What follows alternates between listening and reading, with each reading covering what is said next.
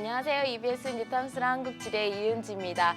자, 우리가 지금 인문지리 파트를 공부를 하고 있는데요. 그 인문지리 내용 중에서 먼저 가장 친숙한 인간이 살고 있는 공간에 대해서 공부를 하고 있습니다. 그래서 인간이 살고 있는 공간은 우리 한국에서는 대부분의 사람들은 도시에 거주를 하고 있지만 그래도 우리 촌락에도 우리 국민들이 거주를 하고 있죠. 그래서 촌락과 도시에 대한 공간에 대해서 살펴봤는데 먼저 촌락도 그러니까 교육과정이 바뀌면서 좀 더 비중이 예전보다는 높아졌습니다. 그래서 촌락의 형태라든지 그리고 기능이라든지 그리고 최근에는 어떠한 변화를 겪고 있는지 거기까지도 잘 살펴보셔야 되고요. 이 촌락과 도시는 서로 다른 특징을 가지고 있지만 여러분들 앞에서 어떻게 배웠죠? 끊임없는 상호작용을 하고 있다고 배웠습니다. 그리고 그 상호작용 속에서 하나의 도시 체계 혹은 정주체계, 크게 정주체계를 이루고 있다고 그렇게 배웠는데요. 그래서 도시체계, 정주체계를 알 수 있는 그런 예들도 여러분들이 잘 정리를 해두셔야 되고요. 그 체계 속에서 우리가 가장 상위 계층부터 하위 계층까지 정리를 할 수 있었습니다. 그래서 상위 계층은 개수는 적지만 많은 기능을 보유하고 있었고 하위 계층으로 가면 갈수록 수는 많지만 기능은 줄어드는 그런 구조도 잘 이해를 해두시고요. 중심지 이론과 같은 내용도 지금 잘 정리를 해두시면 나중에 서비스업까지 다 이해가 되니까 잘 공부를 복습해 주셨으면 좋겠습니다.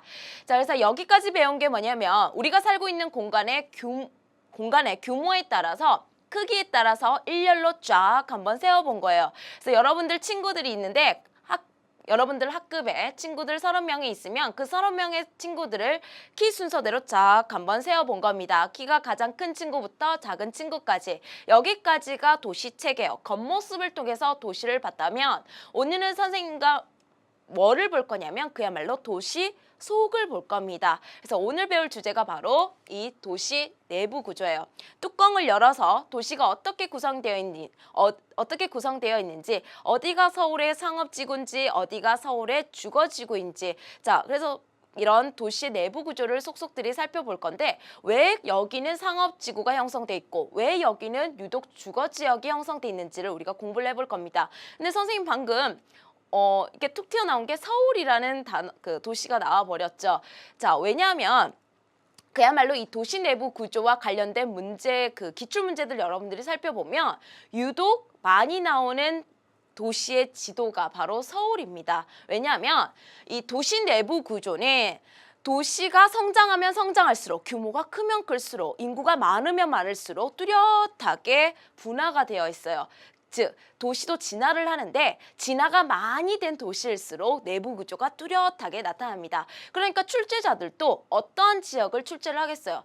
딱 봐도 구분이 잘 되는 도시, 분화가 잘 되어 있는 도시를 출제를 했을 때 뭐 문제의 오류라든지 그런 오류 같은 게 잘 발생하지 않기 때문에 뭐니 해도 우리나라에서 가장 진화가 잘 된 그리고 규모가 가장 큰 서울이 이 도시 내부 구조에서는 출제가 가장 많이 됐죠. 그 다음에는 인구 규모가 두 번째로 큰 부산도 가끔 출제가 되는데 이 서울의 지도가 월등하게 많이 기출이 됐습니다. 그래서 우리가 이거를 우리 탐스러운 교재에서도 살펴볼 수 있고요.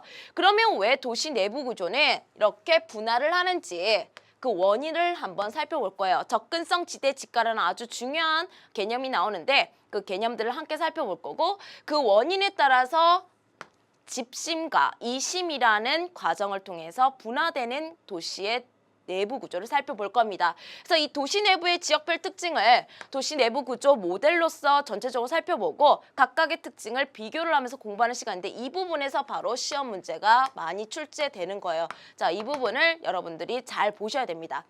그 다음에 이제 도시 재개발과 주민생활인데 자, 우리나라 도시는요, 이제 한 60년대 이후부터 급속도로 발전했습니다. 그래서 60, 80년대까지 배웠던 교과서에서는 도시 재개발이라는 주제를 다루지 않았겠죠. 그런데 최근에 교육과정이 바뀌면서 이 도시 재개발을 조금 자세하게 다루기 시작했어요. 왜? 그만큼 도시의 역사가 좀 오래되기 시작했다는 거죠.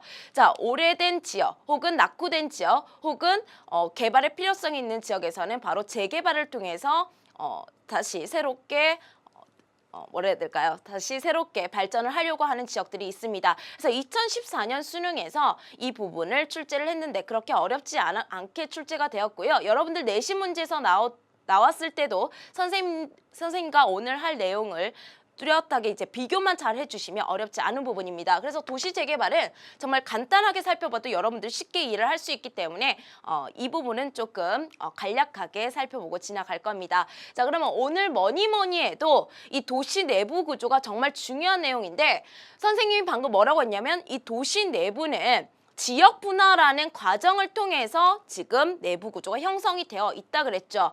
자, 그래서 먼저 한번 내부 지역 분화의 개념을 보시면 도시 내부 지역이 기능에 따라 공간적으로 분리되는 겁니다. 기능이 분리되긴 분리되는데 뭐를 따라서 공간적으로 분리되는 거예요. 자, 지금 보시면 상업 기능이 묶여있는 지역이 그야말로 무슨 지구가 될까요? 상업지역, 상업지구가 되겠죠. 주거 기능이 모여있는 것이 주거지역이 될 거고요. 공업 기능이 모여있는 것이 공업지역이 될 겁니다. 이렇게 분화가 잘 되어 있는 도시는요. 그야말로 선생님이 도시도 진화를 한다 그랬습니다. 도시가 규모가 커지면 커질수록 인구가 많아지면 많아질수록 대도시로 가면 갈수록 이 지역 분화가 뚜렷하다고 방금 말씀을 드렸죠. 자, 바로 이거예요. 선생님 그 고등학교 때 정말 그 고등학교 앞에 정말 유명한 냉면집이 있었어요. 그때는 사장님이 혼자서 서빙도 하고 개선도 해주고 메뉴 개발도 했는데 너무 유명해져가지고 그 지역 일대에서 최고의 맛집으로 선정될 만큼 유명해졌어요. 판이 커진 거예요. 그래서 이 아주머니 혼자서 하실 수가 없어서 이제 아들, 딸 다 대동을 해가지고 이제 가게를 운영하고 있는데 이제 그 아주머니는 카운터만 보세요. 아들은 끊임없이 면을 삶아내고 며느리는 육수를 만들고 그래서 규모가 커지면 커질수록 각 기능에 따라서 이렇게 분업이 이루어지듯이 그 도시도 규모가 커지면 커질수록 그 기능에 따라 지역 분화가 일어나는 겁니다. 그래서 소도시일 때는 그 여러 가지 기능이 거의 가깝게 이렇게 붙어 있다가 규모가 커지면 커질수록 기능에 따른 분화가 일어난다는 거죠. 아주 간단한데 그냥 이해만 하시면 돼요, 여러분. 자, 그러면 왜 일어났는지가 더 중요합니다. 왜? 이 세 가지 이유 때문인데요. 이 세 가지 개념은 자, 한 번쯤은 여러분들이 이해를 하고 한 번쯤은 생각을 하고 넘어가셔야 됩니다. 자, 접근성 지대 집값 때문에 지역 분화가 일어난다는 건데 먼저 접근성이에요. 접근성이라는 건 뭐냐면 그야말로 접근하기 쉬운 정도죠. 여러분, 어떠한 곳이 접근하기 쉬울까요? 어떠한 곳에서 사람들을 만나기 쉬울까요? 그야말로 교통이 발달한 지역에서 이 접근성이 뛰어나겠죠. 그죠? 그 다음에 위치적으로도 가운데 있으면 접근성이 좋을 거고요. 어디에서 오더라도 그죠? 짧은 시간 안에 만날 수가 있는 장소가 될 거 아니에요. 그죠? 자, 그럼 교통이 발달한 지역에서는 그야말로 여기저기에서 사람들이 모여드는 지점이 될 겁니다. 그러면 유동인구가 많을 수가 있겠죠. 그 유동인구가 많다는 거는 거기서 뭔가 장사를 하면 다른 지역에 비해서 훨씬 더 높은 수익을 얻을 수 있는 바탕이 되는 거예요. 선생님이 머리핀을 하나 팔아도 정말 한적한 주택가에서 파는 거랑 저기 명동 한복판에서 파는 거랑 선생님이 벌어들이는 수익에 엄청나게 차이가 많을 겁니다. 즉, 접근성이 좋은 곳, 교통이 발달한 곳에서는요. 그 땅을 이용해서 내가 벌어들이는 수익에도 엄청난 차이가 있습니다. 즉, 방금 뭐라 했어요, 선생님? 땅에서 얻을 수 있는 수익, 땅이 나에게 주는 대가, 그게 바로 지대예요. 근데 이 지대는 두 가지 의미로 나눠서 생각을 할 수가 있는데 둘 다 맞는 얘기거든요. 그 땅을 이용해서 내가 얻을 수 있는 수익도 지대고요. 그 땅을 이용해서 내가 지불해야 될 임대료도 지대입니다. 당연히 내가 거기서 돈을 많이 벌면 그 땅을 빌려준 주인은 임대료 많이 받으려고 하겠죠. 자, 그래서 지대 이렇게 이해를 하시면 되고 너도 나도 명동에서 장사를 하고 싶겠죠. 뭘 해도 되니까. 공급은 한정돼 있는데 수요가 많으면 경제 원리로서 당연히 가격은 어떻게 돼요? 상승하죠. 그래서 이렇게 접근성이 좋은 곳은 지대가 높고요. 지대가 높다 보니까 지가가 높게 형성이 됩니다. 그래서 우리 서울의 지가 분포를 한번 살펴보면 이렇게 명동에서 뾰족하게 치솟아 있죠. 그러니까 매년 우리나라에서 보면 그 우리나라 가장 땅값 비싼 탑10을 발표를 해요. 거기 보면 거의 8개 지역이 명동 안에 다 분포를 하고 있습니다. 한 평에 2억이 넘는 땅도 있을 만큼 땅값이 무시무시한데 자, 이런 지역에서는 어떠한 기능이 모여 있을 수 있을까 여러분들 궁금하죠? 상대적으로 이 도심에서 멀어지면 이렇게 지가가 떨어지긴 해요. 물론 중간중간에 부도심이라든지 위성도시 같은 지점에서는 살짝 올라오긴 하지만 전반적으로는 도심에서 멀어지서 지가가 떨어진다는 거. 자, 그래서 이 세 가지 원인 때문에 지역은 분할을 하는 겁니다. 간단하게 다시 한번 이야기를 하면 기능에 따라 지대가 차이가 나는데 이때 지대는 선생님이 임대료로 설명을 드릴게요. 각 기능에 따라 지대를 지불할 수 있는 능력의 차이가 있다는 겁니다. 이것도 가끔 이렇게 설명할 때 나오는 그 용어기 때문에 지대 지불 능력. 자, 지대를 임대료를 지불할 수 있는 능력이 되는 기능. 명동에서 땅값을 낼 수 있어. 나는 낼 수 있어. 나는 거기 있어도 돼. 나 돈 많이 벌 수 있으니까. 어떠한 기능들이 바로 명동에 있을 수 있을까요? 그야말로 어마어마한 수익을 벌 수 있는 아주 고급 호텔이라든지 정말 돈을 많이 유통시키는 아주 규모가 큰 은행이라든지 금융기관이라든지 그다음에 뭐 아주 비싼 기금속을 파는 그런 고급 상가들이 입지를 할 수 있겠죠. 그래서 지대 지불 능력의 차이가 있다 보니까 지역별로 이런 서로 다른 기능이 입지하는 겁니다. 능력이 안 되면 여기에 있을 수가 없는 거예요. 능력이 안 되는 아주 뭐 큰 넓은 부지를 필요한 땅덩어리 넓게 필요로 한데 그만큼 높은 수익은 못 내요. 뭐 대형마트 같은 경우에는 덩치는 어마어마하게 크죠. 그런데 그 대형마트에서 벌어들이는 수익이 백화점은 못 따라간단 말이에요. 그래서 백화점은 이 명동에 있을 수 있지만 대형마트는 지대 지불 능력이 백화점만큼은 안 되기 때문에 외곽으로 빠지는 거죠. 그러다 보니까 지역에 따라 서로 다른 기능이 입지하는 겁니다. 자, 그래서 이것 때문에 지역 분화가 일어난다는 거 그냥 편안하게 이해하시면 되고요. 자, 그래서 여러분 탐스런 자료에 이런 지대 곡선이 하나 그려져 있을 거예요. 여러분들 교재에 있는 것보다는 하나의 기능이 더 추가가 되어 있는데요. 이 지대 곡선은 별로 어려운 게 아니에요. 이렇게 해석하시면 됩니다. 지금 어떤 기능들이 있는데 그 기능들이 이런 만나는 교차점이 있어요. 그럼 만나는 교차점을 중심으로 한번 설명을 해볼게요.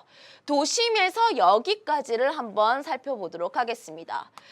도시에서 이 정도 거리가 도심에서 이 정도 거리가 떨어진 곳에서는 지금 어떠한 기능들이 가장 높은 지대 가장 높은 수익을 얻을 수 있는지 살펴보면 물론 모든 기능들이 수익을 얻어요. 하지만 가장 높은 수익을 얻는 거는 바로 상업 업무 기능이죠. 그러니까 도심 주변에서는 어떠한 기능들이 중심으로 모여 있다? 상업 업무 기능. 그 다음에 두 번째 그 구간을 보시면 이 구간에서는 공업 기능이 더 높은 지대, 가장 높은 지대를 얻을 수 있습니다. 그래서 이 부근 도심 주변에는 이런 공업 기능이 형성될 수 있는 거고요. 그 다음에 가장 마지막에 보시면 가장 마지막에서는 주거 기능이 가장 높은 지대를 얻을 수 있죠. 그러다 보니까 가장 멀리 외곽 주변 지역에서는 주거 지역이 형성이 되어 있는 겁니다. 그래서 각 구간에서 가장 위에 있는 그래프의 기능이 그 구간에 형성되고 기능별로 분화가 일어난다는 건데 이걸 직접적으로 묻지는 않을 거예요. 나중에 문제를 통해서 한 번 더 정리를 하고 지금은 그냥 넘어가도록 하겠습니다. 자, 그러면 어떠한 과정을 통해서 지금 도시 내부는 분화되고 있는지 한번 살펴보면 접근성 지대 직가 때문에 집심이 일어나는 기능이 있는 반면에 이심을 하는 기능이 있어요. 이 심자는 그야말로 도심을 얘기하는 겁니다. 집심은요, 그야말로 도심에 집중할 수 있는, 모일 수 있는 기능들을 우리가 집심 기능이라고 하고 그 현상을 집심 현상이라고 하는데 앞에서 얘기했듯이 선생님이 어떠한 기능들? 높은 지대를 지불할 수 있는 능력이 되는 기능들, 그죠? 지대 지불 능력이 되는 기능들은 이렇게 모일 수 있어요. 백화점, 관청 이런 기능들은 아주 높은 수익을 얻으면서도 아주 중요한 기능이기 때문에 도심에 입지를 하는 거고요. 반대로 지대 지불 능력이 안 돼요. 덩치가 너무 크기 때문에 이거를 도심에 형성을 시키려면 엄청나게 많은 돈이 들어가기도 하고요. 유지하기도 너무 힘듭니다. 그래서 이 세 개는 같이 알아두세요. 주택학교 공장. 이 세 개는 공통점이 뭐예요? 규모가 엄청 크죠. 넓은 부지가 필요합니다. 그리고 이 주택하고 어쩔 수 없이 학교는 같이 이동하게 돼요. 그죠? 학교는 다닐 애들이 있어야 되는데 주택이 이동하면 당연히 학교도 이전을 할 수밖에 없겠죠. 그리고 공장도 넓은 부지와 그 다음에 환경적으로도 도심에 있으면 별로 좋지 않기 때문에 외곽으로 즉 이심 멀어질 이자입니다. 이별하는 거예요. 도심하고 이별하는 그런 이심현상에 의해서 지금 도시가 분화되고 있는 겁니다. 그래서 도시 지역 분화는 왜 어떻게 일어나냐고 정리를 하면 왜 접근성 지대의 집가 때문에 어떻게 집신과 이심 현상에 의해서 지역 분화가 나타나는 겁니다. 그래서 앞에 쭉 길게 설명했지만 결국은 그래서 만들어진 게 바로 이 도시 내부 구조예요. 자, 여기서 이제 시험 문제가 나오는 겁니다. 이 모델을 기본적으로 이해를 하시면 되는데 그야말로 도심의 중심, 이 도심이 한 가운데 있고요. 그 다음에 중간 지역이라고 적혀 있는 지역이 있습니다.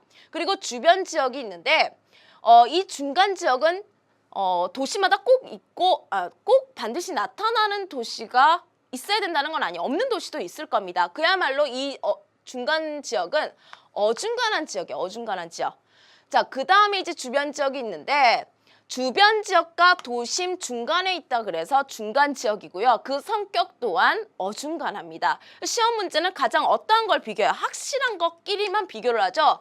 가장 많이 비교하는 건 바로 주변 지역과 도심을 가장 많이 비교를 해요. 그럼 도심의 성격을 우리가 잘 정리를 해두면 그거 정확히 반대가 되는 지역이 주변 지역이겠죠. 그래서 이 두 개를 비교하는 문제가 가장 많이 기출이 되었고요. 여기를 가장 열심히 공부하시면 됩니다. 그 다음에 이제 주변 지역과 그 다음에 이 도심을 이어주는 교통이 발달한 지점에서는 도시의 규모가 커지면 도심 혼자서 모든 일을 할 수가 없어요. 그래서 도심을 도와주는 부도심이 형성되어 있기도 하고요. 그 다음에 도시의 팽창을 좀 억제시키는 그린벨트, 개발 제한구역 밖에는 도시 밖에서 또 도시를 도와주는 그러한 위성도시 같은 것도 있습니다. 근데 이 위성도시는요, 지금 하나의 도시 내부에 있는 것은 아니기 때문에 나중에 대도시권의 확장 여기서 다루도록 하고 일단은 여기를 집중적으로 공부를 할게요. 자, 그러면 우리 도심부터 하나하나 정리하도록 하겠습니다. 자, 내용이 어렵지 않아요. 여러분 다 이해가 되기 때문에 천천히 잘 따라오시면 도심은 그야말로 도시의 중심부에 위치하고 있죠. 교통로가 발달한다. 그야말로 접근성이 아주 좋은 곳입니다. 서울의 중구라든지 종로 같은 경우에는 지하철 노선도 아주 여러 개가 지나가고 버스도 많이 지나가고요. 도로망도 아주 잘 뚫려 있습니다. 그러다 보니까 유동인구가 엄청 많아요. 낮에 사람이 북적북적하죠. 그래서 유동인구를 선생님이랑 조금 이따가 살펴보겠지만 주간인구라고도 하거든요. 주간인구, 낮에 사람이 북적북적합니다. 그러다 보니까 출퇴근 시에는 교통이 매우 혼잡해요. 왜? 출근 시간에는 여기에 들어오려는 도심으로 들어오려는 사람 때문에 북적거리는 거군요. 퇴근 시간대는 그야말로 이제 집에 가려는 사람들이 한꺼번에 몰리다 보니까 한꺼번에 막 달려가요. 러시아워 타임이라고도 하는데 러시아워라고도 하는데 이 시간대에 아주 교통이 혼잡한 지역입니다. 그래서 선생님도 이 출퇴근 시간에는 웬만하면 이 종로라든지 이 명동 쪽에는 안 가려고 해요. 막 지옥철 막 이런 지하철이 아니라 지옥철이라고 또 얘기를 하는데 엄청나게 혼잡하죠. 그 다음에 지가가 높기 때문에 토지의 이용이 아주 집약적으로 이용되고 있습니다. 내가 야심차게 한 평에 2억짜리 땅을 100억을 주고 샀어요. 50평을 샀죠. 그러면 이 땅을 내가 잘 이용을 해가지고 수익을 얻어야 되는데 선생님이 1층짜리 건물을 지어서 1,000원짜리 양말 같은 거 팔고 있으면 돼요, 안 돼요? 내가 좀 무슨 봉사활동 하는 것도 아니고, 그죠? 이 100억짜리 땅에서 내가 최대한 어떻게 하려고 하겠습니까? 이 땅을 최대한 집약적으로 높게 지을 수 있을 만큼 짓고 그 다음에 법적으로 제한이 없을 만큼 남는 공간이 없을 때까지 지어서 이 땅을 이용하려고 하겠죠. 사무실의 개수도 많이 늘리고, 그죠? 임대료를 많이 받으려고 할 겁니다. 그러다 보니까 이 지역은요, 지금 보다시피 여기가 우리 서울의 도심 주변을 지금 형상화 시킨 건데 건물이 아주 높아요. 일단 기본적으로 높고요. 그 다음에 따닥따닥 붙어 있죠. 밀집화되어 있습니다. 스카이라인이 매우 높게 형성돼 있다고도 표현을 하는데 아주 빼곡한 빌딩 숲을 여러분들이 보고 있습니다. 그러면 이런 도심에는 어떤 기능들이 집중이 되어 있냐면 그야말로 중추관리 기능. 여러분들 우리 몸에 중추신경이 있는데 그 중추신경의 가장 핵심이 뭐냐면 뇌예요, 뇌. 그러니까 중추신경이 끊어지면 어떻게 되는 거예요, 여러분?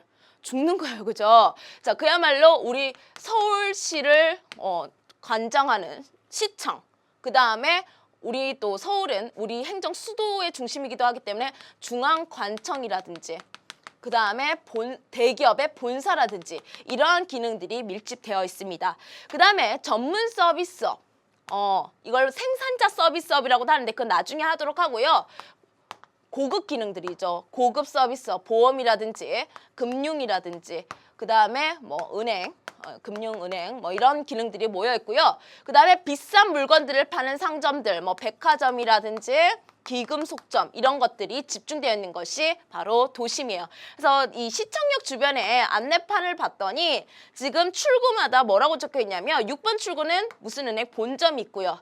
시청이 있고 호텔, 뭐 신문사, 그 다음에 이런 고급 예술 기능들을 수행하는 건물들이 밀집하고 있다는 걸 볼 수 있습니다. 그죠? 자, 그래서 이 도심에 대해서 정리를 하고 있는데 정말 중요한 거는 바로 동그라미 4번과 5번과 관련된 내용이 이제 시험에서는 응용이 되는 거예요.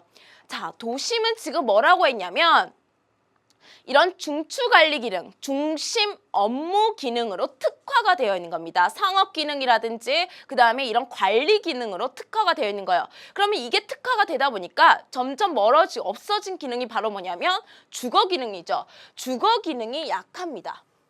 거기서 살고 있는 사람을 우리가 상주 인구라고 하는데 주민등록상의 인구예요. 주민등록상 인구. 아까 선생님이랑 배웠던 인구와 어떤 인구와 반대말이냐면 유동인구예요. 명동에 그렇게 낮에 북적거리는 사람들은 거기에 살고 있는 사람들이 아니에요. 낮에 잠깐 쇼핑하고 집에 돌아갈 사람들이죠.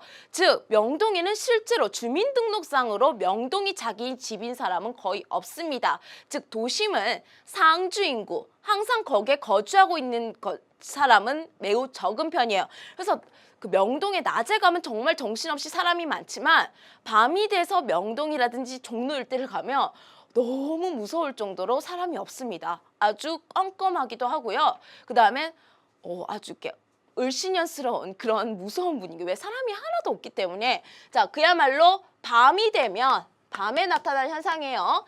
인구 공동화 현상이라는 현상이 발생을 해요. 공동이 뭐냐면 텅 빈 동굴이죠. 여러분 그 산속에 텅 빈 동굴에 들어갔다고 한번 생각해 보세요. 일단 으스스하면서 뭔가 쌩하면서 무서운 그런 느낌이 들죠. 그런 느낌이 드는 현상이 이 도심의 밤에 나타난다는 건데 자, 이 그래프 한번 잘 보도록 할게요. 이 도심은요. 지금 이 부분을 딱 끊어서 보면 도심은 낮에는 이 주간인구, 낮에는 사람이 이렇게 많이 있습니다. 하지만 밤이 되면 사람들이 쑥 빠져가지고 이렇게 인구가 주변에 비해서도 한참 적은 인구 분포를 나타내죠. 즉 밤이 되면 무슨 현상이 나타난다?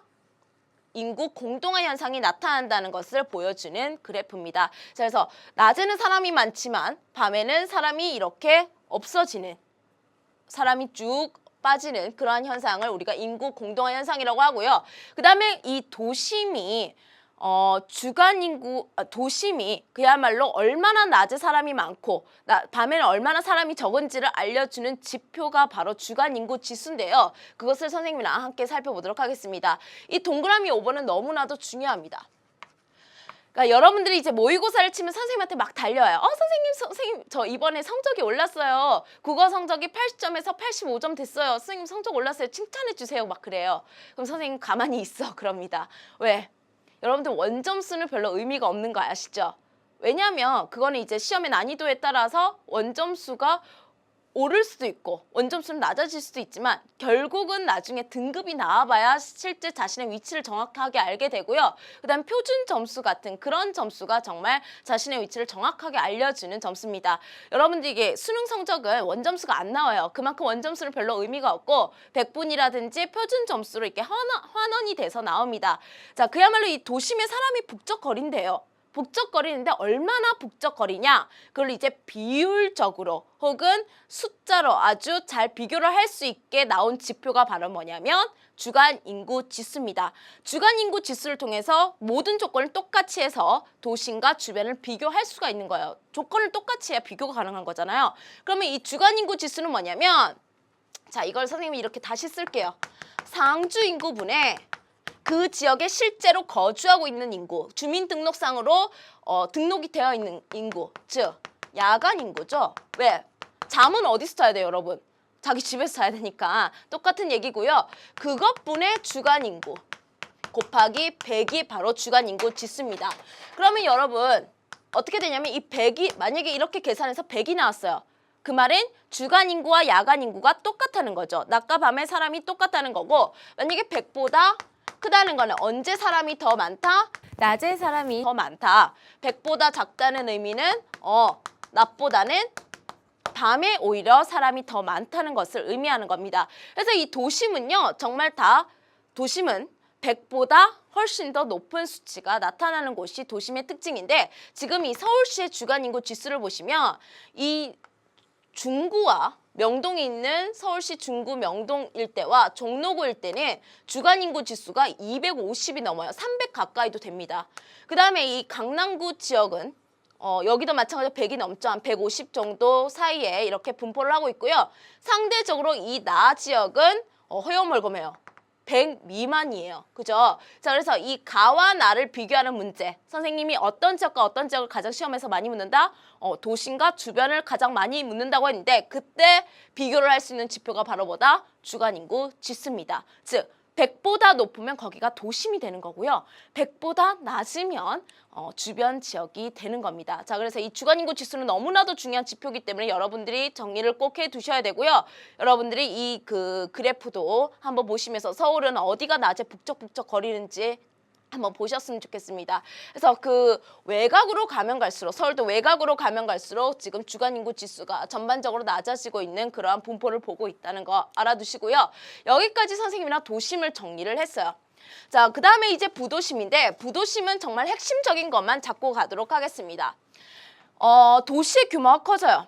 커지면 이 도심에서 모든 기능을 다 혼자서 맡기는 너무 부담스럽습니다. 자, 그렇기 때문에 부도심을 형성을 시켜서 도심의 기능을 분담을 하는데 어떤 지역에다가 분담을 해야 될까요?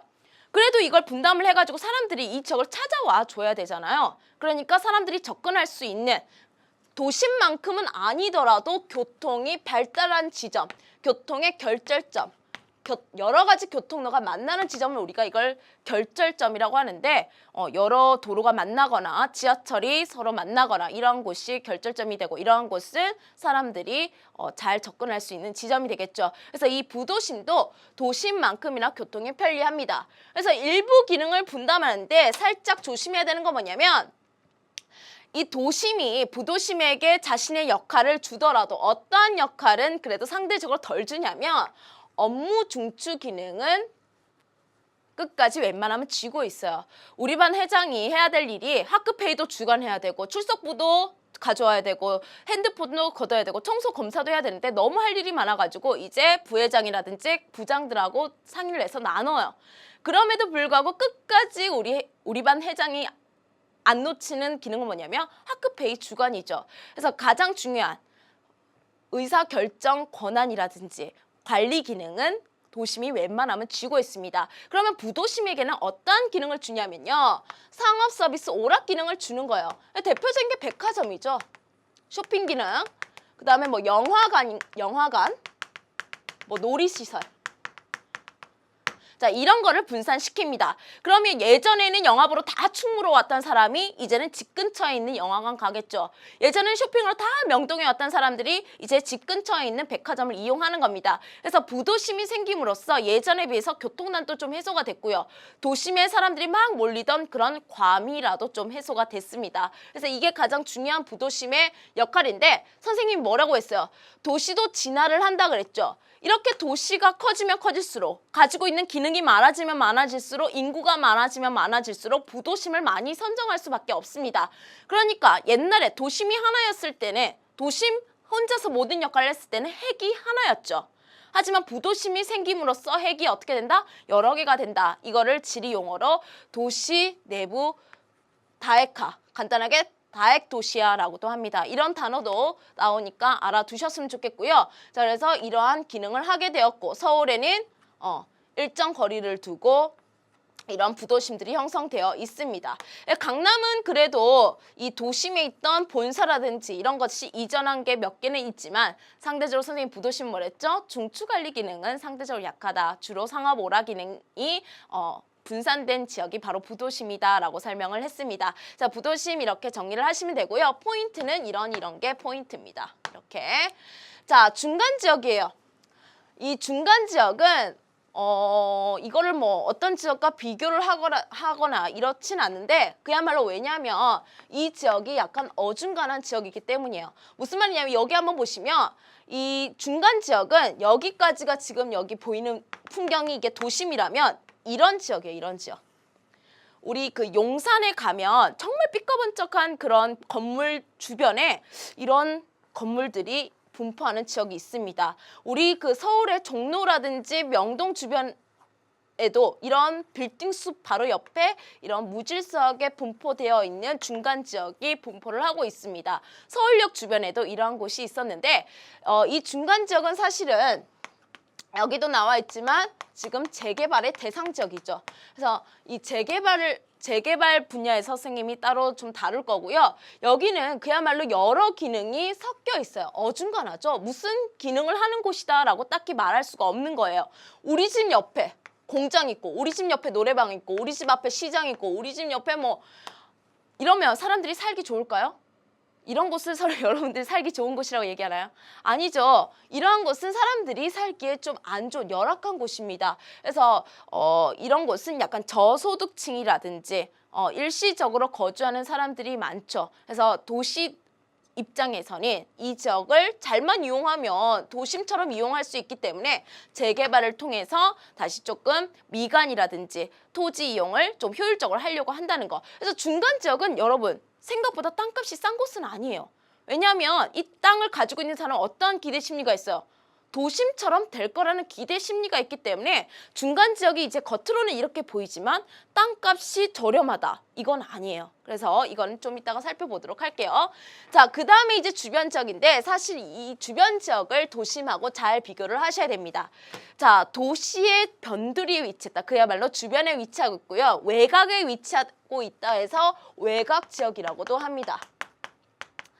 자, 서울 내부에서도 이 하늘 색깔 분포인데 이게 사실 인구 밀도라서 좀 진하게 표시가 되면 솔직히 더 좋을 것 같아요. 그래서 선생님이 지금 이 가장 인구 밀도가 높은 색깔이 지금 여러분들이 볼 때는 가장 연한 색깔이 가장 인구 밀도가 높은 지역이에요, 여러분. 자, 그래서 선생님이 가장 인구 밀도가 높은 지역을 한번 색칠을 해보면 여기가 어떤 군지 알려고 하지 마시고 위치적으로 한번 보세요. 위치적으로 가장 테두리를 형성하고 있죠. 주변 지역, 그죠? 가장자리를 형성하고 있다는 거. 그 정도 느낌을 가지면 되시고 이 지역은 주택, 학교, 공장들이 입지를 하고 있습니다. 이거 앞에서 봤던 무슨 현상들이죠? 이심현상이죠. 이심현상의 사례들이죠. 그래서 이런 지역은 대규모 주거 아파트 단지, 그리고 그 아파트 단지에 따라서 형성된 학교, 그리고 넓은 부지, 상대적으로 땅값이 싸다 보니까 공장 같은 것도 분포를 하고 있습니다. 도심하고 정확히 반대 얘기가 나오는 거죠. 그 다음에 이제 지역에 따라서는 도시 경관하고 농촌 경관이 그러니까 혼재되어 있다고도 얘기를 하는데 솔직히 서울을 제외하고 부산만 가더라도요. 부산이 우리나라에서 인구가 두 번째로 많은 광역시죠. 그래서 정말 다 도시 경관일 것 같고 그렇잖아요.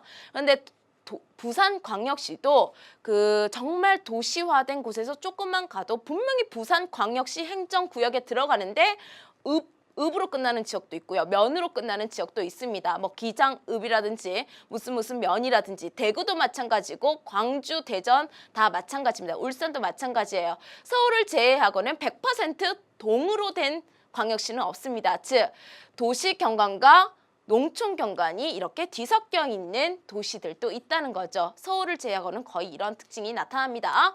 자, 그 다음에 이제 자, 개발 제한 구역인데요. 자, 이 개발 제한 구역은 그겁니다. 이 박정희 대통령이 60년대 이후에 서울로 사람들이 어마어마하게 이촌향도를 해가지고 막 몰려드니까 그때 사람들이 막 여기저기 집도 막 무질서하게 짓고 막 건물도 무질서하게 만들고 이러다 보니까 이렇게 가다가니 정말 이 도시가 엉망이 되겠다라고 생각을 한 겁니다. 그래서 이런 무질서한 팽창을 막기 위해서 이렇게 경계를 만든 거죠. 여기는 건드리지 마라. 여기는 녹지도 그대로 남겨두고 여기는 아무것도 하지 못하도록 제한 구역을 설정한 겁니다. 그래서 이 개발 제한 구역, 그린벨트라고 불리는 이런 제한 구역은요, 생각보다 오래전에 설정이 됐어요. 1970년대 초반에 이미 설정이 됐기 때문에 이 그린벨트 하면 왠지 이 환경을 중시하는 뭔가 최근에 형성될 것 같잖아요. 이건 아주 오래전, 그래도 몇십 년 전에 이미 설정이 돼서 지금 서울의 무질서한 팽창을 그래도 막아주고 있었죠. 그래서 이것도 가끔 질문을 합니다. 그 다음에 두 번째 보시면 대도시와 주변 지역, 대도시 주변 지역과 교외 지역에 걸쳐 설정되어 있다는 그런 분포 그냥 간단하게 선생님과 한번 살펴보시면 되는 거예요. 자, 그래서 선생님이랑 이걸 다 했는데 뭐니 해도 물론 이게 도심, 부도심, 중간 지역, 뭐 그 주변 지역, 그린벨트까지 도시 내부 구조를 선생님이랑 하나하나 다 살펴보기는 했지만 이 도심과 주변 지역을 비교하는 주제가 뭐니 해도 많이 나옵니다. 자, 그래서 한번 보시면 이 문제를 통해서 여러분들이 여기 어떤 항목들이 들어가면 맞는지를 우리 스스로 다시 한번 복습을 하면서 정리하는 시간을 갖도록 하겠습니다. 자, 일단 이 문제는요, 가와 나를 비교하는 거였어요. 그 가와 나를 비교하는 데 있어서 주간인구 지수라는 지표를 줬고요. 그래서 보니까 가는 주간인구 지수가 100이 넘어. 여기가 도심이 되겠네. 그 다음에 나가 주변 지역이 되겠네. 즉 서울에 살지 않는 친구들도 주간인구 지수라는 지표를 통해서도 충분히 도심과 주변 지역을 구별해낼 수 있다는 거 아시겠죠? 자, 그러면 이 가는 도심이고 나가 주변 지역이니까 A에 들어갈 지표는 도심에서 높은 값을 가지는 지표가 들어가면 되고 B는요, 주변 지역에서 높은 값을 가지는 지표가 들어가면 되는 문제였겠죠. 그럼 여러분들 도심은요, 주간인구 지수 이런 게 높을 수가 있을 거고요. 주변은요, 반대로 야간인구, 우리가 상주인구라고 하는 그런 인구의 양이 많을 겁니다. 그리고 도심은 어떠한 기능들이 주로 집중이 되어 있냐면 중추관리 기능, 고급 서비스 기능이 집중이 되면서 이러한 것이 다 모여있는 지역을 우리가 중심 업무 지구라고 얘기를 해요. 그래서 CBD라고도 하거든요. 그래서 이러한 중심 업무, 가장 중요한 기능들이 모여있는 그런 기능을 가지고 있는 지역이 되고요. 반대로 이 주변 지역은 그야말로 주택이라든지 그다음에 뭐 학교 이런 그 인구 수에 비례해서 많이 이렇게 성장하는 그런 기능들이 많이 분포를 하고 있습니다. 그 다음에 여기에 이제 백화점이 많이 분포를 한다면 여기는 이제 비교해서 가장 많이 나오는 게 바로 대형마트는 여기에 더 많겠죠. 시험 문제 자주 나왔던 항목들을 선생님이 정리를 해주는 거고요. 그 다음에 상업지 지가, 상업과 관련된 기능을 가지는 그러한 땅의 지가가 아주 높게 설정이 될 겁니다. 상대적으로 주변 지역은요, 주거 지역의 비중이 높겠죠. 그 다음에 이제 도심에서 또 어떤 게 나타날 수 있냐면 여기는 교통이 매우 혼잡해요. 혼잡하고 그 다음에 아주 시험 문제 잘 묻는 게 뭐냐면 거주자의 통근거리예요. 거주자의 통근거리가 멀다는 얘기입니다. 높은 값이란 건 멀다는 얘기인데 이게 무슨 말이냐면 선생님 친구들 중에서 혼자 사는 친구들은 아직 시집을 안 간 친구들은 도심에 지금 막 좋은 회사에 막 다니고 있는 친구들이에요. 광화문에 회사가 있는데 자기 집도 광화문이에요. 혼자 오피스텔에 살고 있습니다. 걔는 지금 집도 도심이고 회사도 도심이죠. 그래서 도심에 살고 있는 사람은 그야말로 직장과 주거지가 일치하기 때문에 통근거리가 걔는 걸어서 회사 가요. 그런데 이 주변 지역에 사는 사람은 집은 주변 지역이지만 분명히 직장은 도심일 거란 얘기예요. 그러니까 평균 통근거리가 도심에 사는 사람에 비해서는 같은 직장을 다녀요. 같은 회사를 다니는데 도심에 사는 사람에 비해서는 통근거리가 상대적으로 멀겠죠. 그래서 이것도 문제를 통해서 좀 이따가 확인해 보도록 하겠습니다. 자, 그래서 이 부분을 잘 정리를 해 두시고요. 그 다음에 이제 도시 재개발이라는 주제인데 이 부분은 사실 이런 내용을 공부하는 게 아니라 이거는 사실 보면 다 이해가 돼요. 다 이렇게 아름답게 만들려고 쾌적하게 만들려고 토지 이용을 효율적으로 하기 위해서 재개발을 한다는 거는 누구나 다 알고 있을 겁니다. 그러면 우리는 뭐를 얘기를 해야 되냐면 재개발의 유형은 한 번쯤 정리를 하셔야 되고요. 그 다음에 이게 바로 2014학년도 수능에 이 부분이 나왔습니다. 그런데 이 부분도 이 철거 재개발, 완전히 처음부터 시작하는 철거 재개발에 대해서는 전혀 논란이 없어요. 왜냐하면 이건 무슨 말이에요? 완전히 철거를 하고 거기에 새로운 시설물을 세우는 겁니다. 즉 제로에서 다시 시작하는 거예요. 판자촌이 있는데 그 판자촌을 다 허물고 정말 맨 땅에서 새로 시작하는 재개발입니다. 그런데 이제 보전 재개발하고 수복 재개발이 있죠.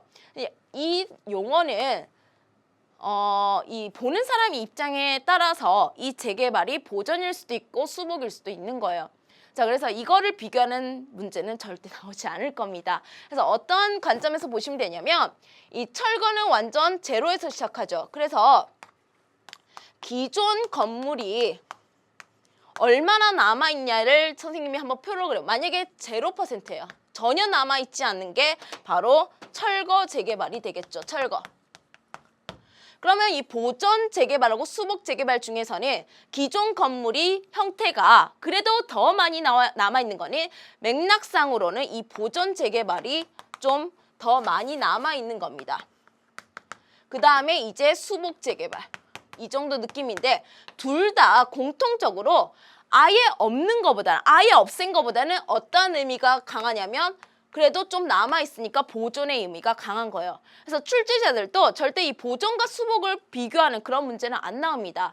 그래서 이 보존은 선생님이 방금 얘기했듯이 역사적으로나 문화적으로나 좀 보존할 가치가 많은 거 그대로 좀 두는 거죠. 웬만하면 건드리지 않고 정말 뭐 한옥마을에 대들보가 무너졌으면 거기 그대로 나무를 비슷한 나무를 가져와서 다시 끼워 넣는 그 정도의 개발 방식이고요. 그 다음에 수복 재개발은 겉은 거의 그대로예요. 근데 안에 들어가면 다 바뀌어 있습니다. 겉은 한옥인데 안에 들어가면 뭐 카페라든지 아예 다른 기능을 수행하고 있는 그런 게 얘가 될 거예요. 그래서 이거 두 개를 비교하려고는 너무 애쓰지 마시고 이 두 개는 이거와 대응된다는 것에서 문제를 이해를 하시면 됩니다. 그래서 선생님이랑 한번 보시면 이 철거 재개발은 이제 전면적으로 새로 시작하기 때문에 전면 재개발이라고 하는데 우리 서울의 이제 뉴타운 사업이라든지 여러 그 판자촌을 새롭게 이렇게 아파트 단지로 바꾼 예들이 바로 이 철거 재개발의 사례가 되는 거예요.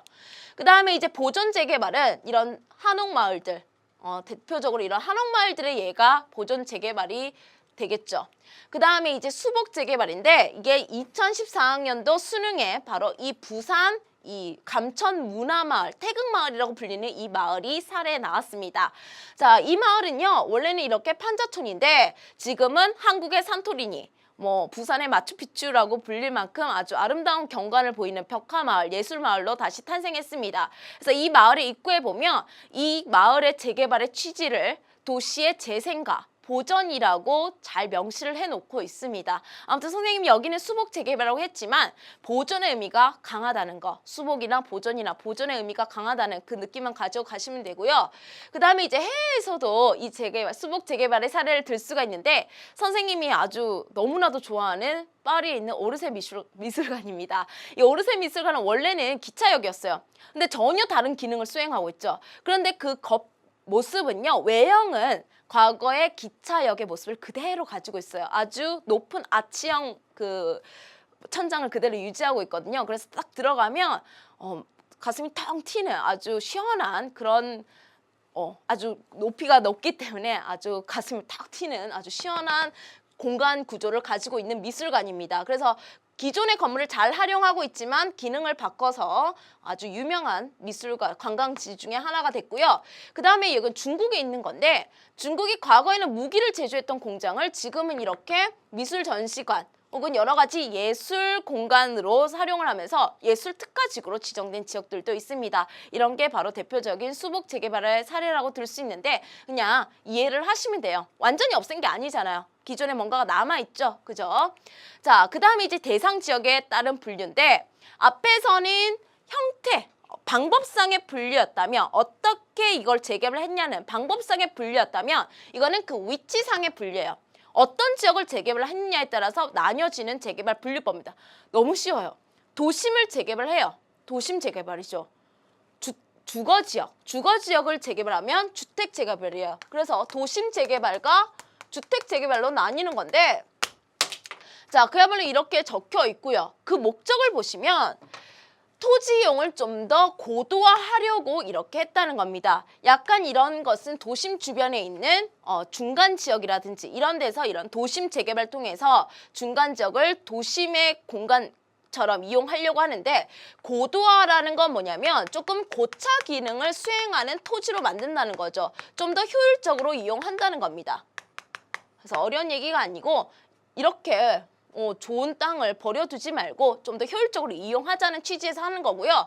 그 다음에 공공공간의 확보, 뭐 시민을 위한 공원이라든지 녹지 공간이라든지 이런 쉴 수 있는 여가 공간을 만드는 것도, 그게 만약에 도심에서 이루어졌다, 그것도 도심 재개발이 되는 거죠. 자, 그래서 여러 가지 형태가 있겠지만 청계천도 여기가 정말 그 서울의 완벽한 도심이잖아요. 그죠? 광화문부터 을지로 1, 2, 3, 4가를 이어주는 그 종로 사이를 흐르는 그게 청계천인데, 여기 보시면 과거에는 이렇게 지금 청계천이 보이지 않죠? 왜냐하면 청계천 위에 도로가 달리고 있는 거예요. 복개를 해버린 상태가 바로 이 왼쪽 사진이고요. 이거는 복개된 하천을 그야말로 복원한 상태죠. 이것도 도심에서 일어났기 때문에 도심 재개발이라고 하는 겁니다. 그 위치상의 분류입니다. 자, 그 다음에 이제 이거는 탐스런 자료에 있는데, 간단하게 보면 이게 도심 재개발의 결과예요. 그 결과 어떻게 됐냐면 업무, 판매, 식품, 위생, 서비스 같은 이런 도심에서 수행할 수 있는 기능들의 비중은 어떻게 됐어요? 도심 재개발의 결과 비중이 증가했죠. 그런데 도심 재개발의 결과 이 주거 기능은 어떻게 됐냐면 줄어들었습니다. 제조 기능도 상대적으로 좀 줄어들었죠. 자, 그래서 도심 재개발을 통해서 좀 더 도심에서 이루어지고 있는 상업 업무 기능, 상업 기능들을 좀 더 비중을 높인 거고요. 상대적으로 주거 기능이라든지 제조 기능은 비중이 약해졌다는 거, 그런 거를 해석해 내시면 됩니다. 자, 그 다음에 이제 주택 재개발인데, 주택 재개발은 그야말로 주거지를 재개발하는 거예요. 대부분은 선생님이나 앞에서 봤듯이 판자촌이라든지 불량주택들을 거의 새로운 아파트로 새롭게 만들어내는 철거 재개발이 이루어졌습니다. 다시 새롭게 만들어내는 거죠. 아예 다 없애버리고. 근데 최근에는 부산 감천 문화마을처럼 기존의 판자촌이라도 그 역사적인 상태를 그대로 보존을 하면서 재개발을 하는 수복 재개발이나 보존 재개발도 있다는 겁니다. 자, 아무튼 재개발을 하면 기존에 비해서는 경관상으로도 미관도 조금 아름다워지고 조금 편리해지겠죠. 그러다 보니까 이런 조금 범죄라든지 비행이라든지 이러한 사회적인 문제들도 조금 완화가 될 거고요. 아주 살기 불편했던 그러한 불량 주거 지역들도 비중이 많이 낮아질 겁니다. 아무튼 우리나라는 이런 전면 재개발, 철거 재개발이 주로 이루어지기 때문에 꾸준히 아파트의 형태의 주택 비중이 높아지고 있는 것도 자료를 통해서 알 수가 있습니다. 자, 그래서 이렇게 주택 재개발을 하면 이런 좋은 긍정적인 영향도 있긴 하지만 이런 부정적인 영향 혹은 문제점도 여러분들이 정리를 하고 가셔야 됩니다. 여러분들이 이제 아파트 재개발 지역에 혹시 사는 친구들은 아실 거예요. 아파트 재개발은 절대 공짜로 해주는 게 아니에요. 추가 비용 같은 게 듭니다. 그런데 아주 낙후된 지역에 사시는 분들은 안 그래도 생계를 이어가기가 힘든 분들이 많아요. 추가 비용을 부담해서까지 그 지역에 살 수 있는 비중이 높지 않습니다. 그래서 이런 거주 비용 증가나 재개발 추가 비용 때문에 원래 거기에 살던 사람들이 재개발 이후에 다시 그 지역에 정착하는 재정착률이 낮은 편이에요. 이게 우리나라 주택 재개발의 문제점이죠. 원거주민이라고 해요. 원주민이라 그러면 너무 그런 게 막 생각나니까 원거주민의 재정착률이 낮다는 게 문제점입니다. 그래서 최근에는 보존 재개발, 수복 재개발을 해서 원래 살던 사람들이 그대로 그 거주지에 살 수 있도록 해주는 거죠. 자, 그 다음에 공동체 해체 문제도 발생을 하겠죠. 이렇게 재개발을 해버리면. 그리고 원래 그 지역에서 치킨을 팔던 사람들, 원래 그 지역에서 미용실을 운영하던 사람들이 갑자기 재개발을 한다고 나가라 그러면 생계가 갑자기 끊어질 수도 있는 그러한 문제점도 나타날 수 있겠죠. 충분히 이해를 하기 쉬운 내용이니까 여러분들이 정리를 하시면 되고요. 오늘 배웠던 내용 중에서는 내부 구조, 특징, 도심과 주변을 잘 비교를 해주시고 거기서 우리 주간 인구 지수, 인구 공동화 현상 그러한 주요 개념들을 비교를 잘 해서 여러분들이 정리를 해주셨으면 좋겠습니다. 문제풀이를 통해서 우리가 배웠던 내용들을 다시 한 번 더 정리하는 시간을 다음 시간에 가지도록 하고요. 여러분들 문제풀이를 통해서 아마 이 개념들이 더 확실해질 겁니다. 그러면 다음 시간에 만나도록 할게요.